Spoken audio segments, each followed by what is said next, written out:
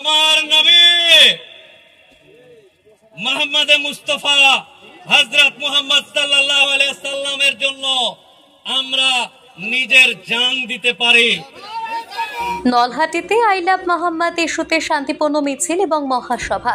বীরভূম জেলার নলহাটিতে রবিবার 26 অক্টোবর সকাল 10টা থেকে আই লাভ মোহাম্মদ ইস্যুতে এক বিশাল শান্তিপূর্ণ প্রতিবাদ মিছিল এবং মহাসভার আয়োজন করা হয়। করিমপুর মাঠ থেকে শুরু হয়ে মিছিলটি হরিপ্রসাদ হাই স্কুল পর্যন্ত গিয়ে শেষ হয়। নলহাটি এবং আশেপাশে এলাকার মুসলিম সম্প্রদায়ের মানুষদের উদ্যোগে এই মিছিলের আয়োজন করা হয়েছিল। সম্প্রতি উত্তরপ্রদেশে আই লাভ মোহাম্মদ পোস্টারকে ঘিরে বিতর্কের সৃষ্টি হয় এবং একাধিক মুসলিম যুবকের বিরুদ্ধে মামলা দায়ের করা হয়। সেই ঘটনাকে কেন্দ্র করে দেশ জুড়ে প্রতিবাদ এবং ধিক্কারের ঝড় ওঠে। নবীজির অবমাননার বিরুদ্ধে এবং মুসলিম সমাজের ঐক্যের বার্তা দিতে নলহাটির এই শান্তিপূর্ণ মিছিল এবং মহাসভা অনুষ্ঠিত হয়। হরিপ্রসাদ হাই স্কুলের মাঠে অনুষ্ঠিত মহাসভায় উপস্থিত ছিলেন বহু বিশিষ্ট ব্যক্তি, মৌলবি এবং মুয়াজ্জিন সাহেবগণ।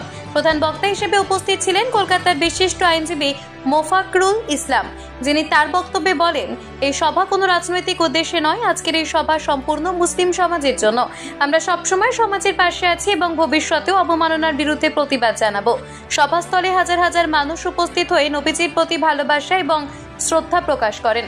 সার্বিকভাবে অনুষ্ঠানটি শান্তিপূর্ণভাবে সম্পন্ন হয় এবং নলহাটিতে সম্প্রীতির বার্তা ছড়িয়ে পড়ে। একটাই উদ্দেশ্য, শান্তি সম্প্রীতির বার্তা নিয়ে একটা দেশে যে বিভিন্ন রকম বিভেদকামী শক্তি মাথা চাড়া দিচ্ছে তাদের বিরুদ্ধে সমাজ সৃজনশীল মানুষ, শুধুমাত্র মুসলমান না, এই মিছিলে অনেকেই ছিল এবং এই সৃজনশীল মানুষ যারা তারা এই মিছিলে হেঁটেছে শান্তির উদ্দেশ্যে। আরেকটা প্রশ্ন হচ্ছে, এসআইআর নিয়ে আপনি কি বলবেন? যে এসআইআরটা আমাদের মানে পশ্চিমবঙ্গে শুরু হতে চলেছে, কি বলবেন এই বিষয়ে আপনি? এসআইআর কাজ করবে, আমরা আমাদের কাজ করবো। কোন ব্যাপার? যেভাবে বিজেপি বলছে নাকি অনেকেই অনেক কিছু বলে, অনেকে বিগত দিনে অনেক কিছু বলেছে, এগুলোতে আমাদের কিছু যায় আসে। অনেকে দেখা যাচ্ছে 2002 এর লিস্টে নাম নেই, তাদের মানে কি হবে? তারা কি তাহলে দেশ ছেড়ে যেতে হবে না কি করবে? আজ অব্দি কে কে দেশ ছেড়ে গেছে আপনাকে আমি জিজ্ঞাসা করছি? এসব নাটক, রাজনৈতিক নাটক, এসব নাটকে আমরা বিশ্বাস করি না। আমাদের কে কি দেখতে চায়, কে কি করতে চায়, যদি অন্য কিছু ভাবে দেখতে চাই সেটাও দেখাতে পারবো, কোনো অসুবিধা নেই। এই এলাকার মাননীয় মুফতি সাহেব, এই এলাকার ইয়াং তরুণ ভাই যারা এই আয়োজন করেছেন তাদেরকে শুকরিয়া জানাই। মহান আল্লাহ তাআলা যেন এর প্রতিদান তাদেরকে দেয়। আজকের দিনে, বর্তমান দিনে দেশ তথা রাজ্যে কি চলছে নতুন করে বুঝানোর কোনো ব্যাপার নেই। আমরা বলি আমার নবী মুহাম্মদ মুস্তাফা হযরত মুহাম্মদ সাল্লাল্লাহু আলাইহি ওয়াসাল্লামের জন্য আমরা নিজের জান দিতে পারি। এই প্রমাণ, এই উপস্থিতি তার প্রমাণ করে দেয় যে আমরা আমার স্ত্রী, আমার ছেলে, আমার মেয়ে, আমার কন্যাকে জ্যান্ত পুড়িয়ে দিলে যে আঘাত আসবে না, আমার নবীর বিরুদ্ধে কেউ যদি কোন রকম কথা বলে তার থেকে বেশি দুঃখ আমরা পাই। অতএব দেশের রাজনৈতিক নেতারা রাজনীতি পাল্টায়, জাত পাল্টায়, পাল্টাতে থাক। যারা কে কি পাল্টাবে জানি না। আমার নবী, আমার মুস্তাফাকে নিয়ে কেউ যেন কোন রকম কটু কথা না বলে, এই মঞ্চ থেকে হুঁশিয়ারি দিতে চাই।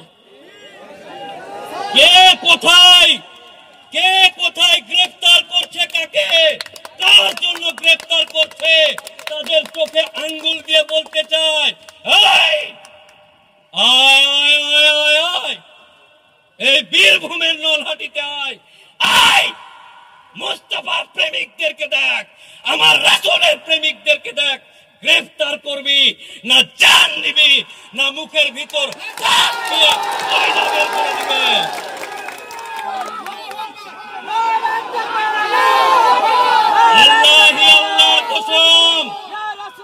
আল্লাহর কসম, এই পৃথিবীর মাটিতে, এই দেশের মাটিতে, এই জেলার মাটিতে, এই বীরভূমের মাটিতে আমার মুস্তাফা, আমার রাসূল কে নিয়ে কেউ যদি কোন রকম কটু কথা বলে, তার আগে এই মঞ্চের সামনে বসে থাকা বীরভূমের বাপ যারা উপস্থিত আছে তাদের কথা যেন একবার স্মরণ রাখে।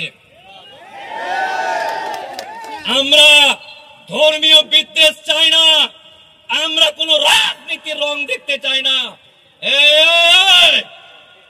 তৃণমূল করা মুসলমান, সিপিএম করা মুসলমান, কংগ্রেস করা মুসলমান, পয়সার লোভে বিজেপি করা মুসলমান, তাদের সবাইকে বলছে, যারা এগুলো নিয়ে কুটকাচালি করে তাদের চোখে আঙ্গুল দিয়ে বলতে চায়, দেখ রাজনীতির রং বাদ দিয়ে আমার মুস্তাফা, আমার রাসূলের জন্য সবাই এক ছাতার তলে দাঁড়িয়ে গেছে ইনশাআল্লাহ।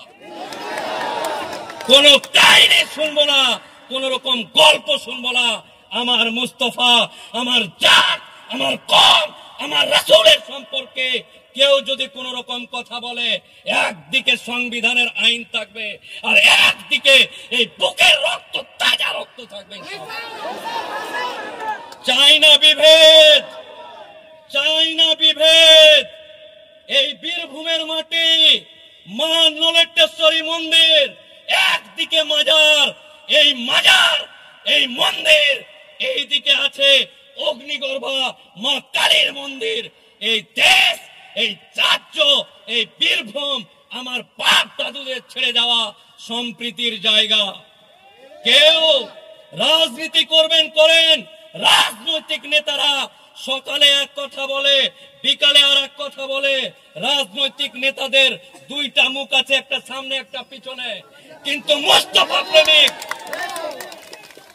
মুস্তাফা প্রেমিক, রাসূল প্রেমিক মানুষদের একটাই কথা, মুখের ভিতর হাত দিয়ে কলিজা টেনে ছিঁড়ে ফেলে দিতে পারবে প্রত্যেকটা মুসলমান, প্রত্যেকটা উম্মতে মুহাম্মাদি ইনশাআল্লাহ।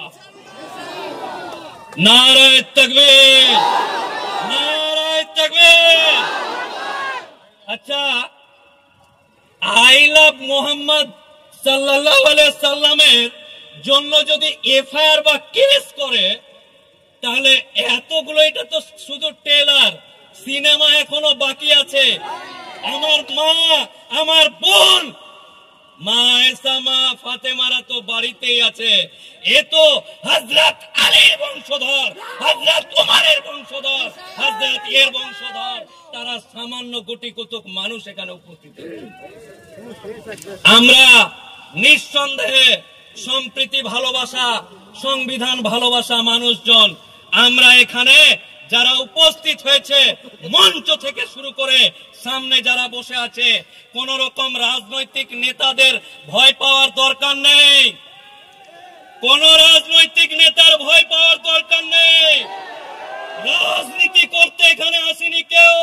কেউ টিএমসি, সিপিএম, কংগ্রেস, বিজেপি, যা ইচ্ছা তাই। এখানে কোনো আমরা রাজনীতি করতে আসিনি। রাজনীতি হবে রাজনীতির ময়দানে, কিন্তু যেখানে রাসূলের কথা হবে, যেখানে উম্মতি মুহাম্মাদি এক ছাতার তলে দাঁড়িয়ে যাবে ইনশাআল্লাহ। দাঁড়াবেন তো আগামী দিন নাকি? হাত তুলে একবার দেখেন তো দাঁড়াবেন কিনা। নারায়ে তাকবীর।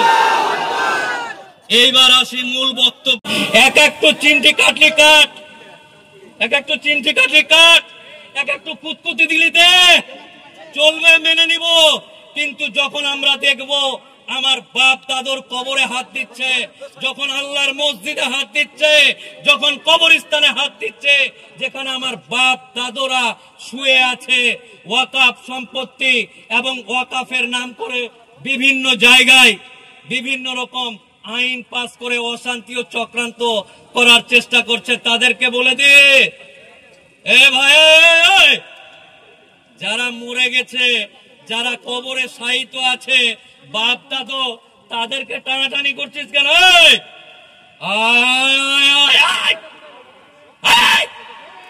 উম্মতে মুহাম্মাদির একটা চুল বেঁকা করতে পারবে না, মরা মানুষের কবর নিয়ে টানাটানি করছে।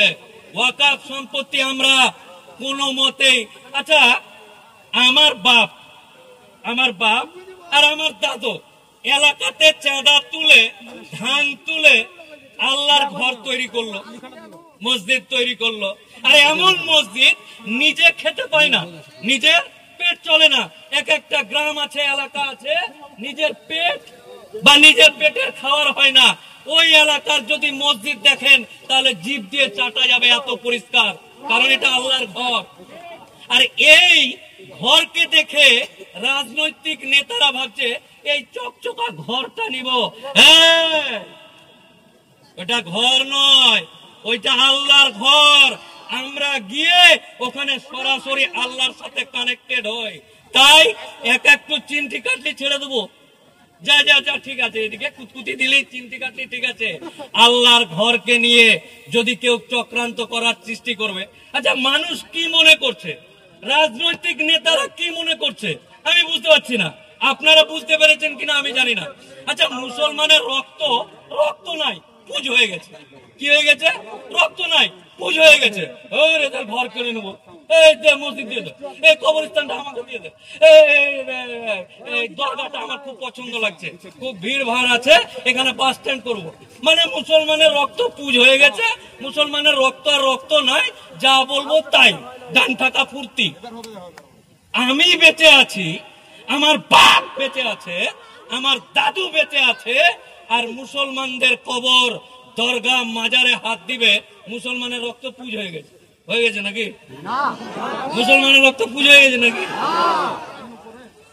এ তো সবে জাস্ট মিস কল, এখনো ডায়াল কল তো দিইনি। এই মিস কলেই যদি এই অবস্থা হয়, তাহলে ডায়াল কল দিলে ইনশাল্লাহ সবাই বুঝতে পারবে যে রাজনৈতিক নেতা বা আর কিছু যারা আছে সেগুলো আলাদা বিষয়, কিন্তু কোন ধর্মীয়, আচ্ছা আমরা কখনো কাউকে, আচ্ছা এই গোটা পৃথিবী